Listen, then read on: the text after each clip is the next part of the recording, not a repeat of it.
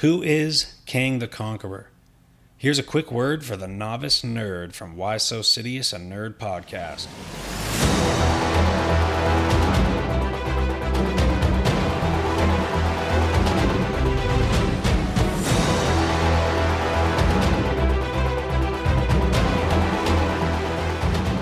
Kang will soon become a household name as Jonathan Majors plays the villainous role in the upcoming Ant-Man and the Wasp Quantamania, and will continue to terrorize the MCU all the way through the next Avengers movie, Kang Dynasty. So here's some background on the character. Kang is a time traveler. He comes from a utopia in the 31st century. He's very interested with history, and is also bored of the 31st century's perfect repetitive lifestyle because there's no disease, conflict, war, and more importantly to him, nowhere left to explore or conquer. Kang decides to travel to different eras in the past and becomes obsessed with conquering.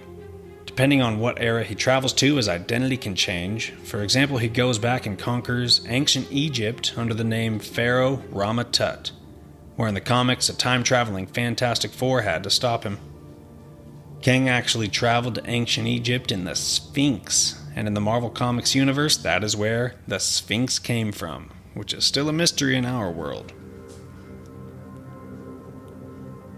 Kang actually used time-traveling technology developed by Dr. Doom himself to get to ancient Egypt.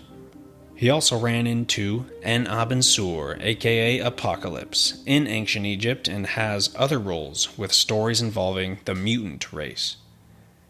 Some other noticeable names he's gone by are Scarlet Centurion, Immortus, and Iron Lad. Iron Lad is a young version of Kang who hadn't become villainous yet, but still ended up in the present timeline alongside the young Avengers, actively trying to avoid becoming the legendary villain Kang, his future self. Another name Kang goes by is Nathaniel Richards. That's right, he is a descendant of Reed Richards from the Fantastic Four. There are also speculations about him being a descendant of Dr. Doom, but it hasn't been confirmed in the comics. It's still a mystery. Despite all these names, which can get confusing, Kang usually just goes by Kang, especially in the modern comic book era. So I'm confident the movies will keep his name as Kang, although I fully expect Easter eggs or short appearances of Kang variants. Marvel actually tried to rid the audience of this confusion by causing a conflict between multiple Kangs, Rama-Tuts, and other variants, which led to him destroying the other versions of himself, leaving only Prime Kang, the villain we're going to see in Ant-Man 3. One of his main Avengers-level features in the comics is the 16-issue Kang Dynasty. One notable moment is Kang completely destroying Washington, D.C. and everyone in it, which was written before 9/11, but still released shortly after. It's crazy that a time-traveling character like Kang destroyed Washington, D.C. in the comics right before something similar happened in real life. Sometimes Kang operates out of a huge, Star Destroyer-sized ship shaped like a sword. He uses this to travel time, travel through space, and carry his armies to conquer. This ship is called Damocles Base. It also has the ability to shoot an energy blast causing mass destruction. As stated earlier, Kang and the mutants have also had some run-ins, as Kang considers the mutant race a huge threat to him conquering in the future. He tries manipulating further tensions between humans and mutants, to a point where the mutants agree to leave Earth altogether and live on a different planet called Planet X, and things get rocky from there. Red Skull gets involved, trying to rid the world of mutants, and it leads to Kang's plans going wrong. He's forced to help some surviving Avengers on Planet X to go back in time to save Earth, which was destroyed by a Celestial. It's a long story. He was also alongside Dr. Doom in the Infinity War comic, and played a small part in the older Secret Wars story. Kang's powers and abilities. Kang has no powers biologically. He has access to crazy technology and a special suit that grants him his superpowers.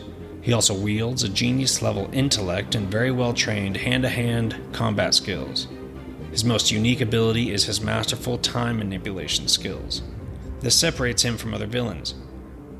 Also, strangely enough, since he is from the 31st century where humans are exposed to much more radiation than we are now, he also has a high resilience to radiation, which helps him in space.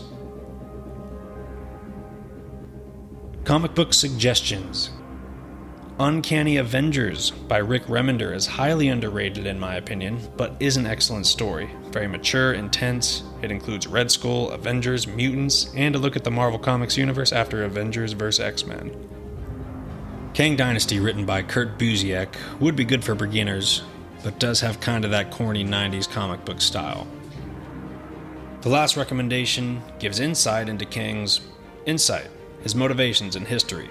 It's called Kang the Conqueror, Only Myself Left to Conquer, written by Jackson Lansing and Colin Kelly. So that barely scratches the surface. It's like driving through a national park without stopping to hike any of its thousands of miles of trails, but gives you an idea of the terrain there is to explore. But hopefully you have a better understanding of Kang to prep you for his next MCU appearance. Thank you for joining us today at Why So Sidious, a nerd podcast, and we'll see you next time.